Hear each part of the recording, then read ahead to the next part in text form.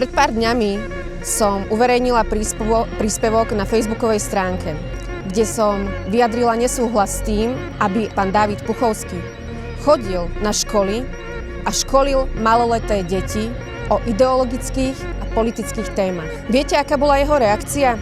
Prišlo zastrašovanie. Pán Puchovský mi verejne odkázal: úprimne vás upozorňujem, aby ste si nastavili súkromie, aby ste nevystavovali vlastné deti internetovým predátorom.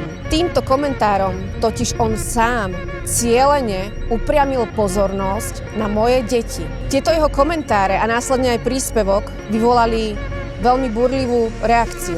Jedna z tých reakcií bola: kde má fotky detí? Trošku ju vystrašil. Toto je absolútne cez čiaru. Toto už nie je o politike, ale toto je doslova hyenizmus.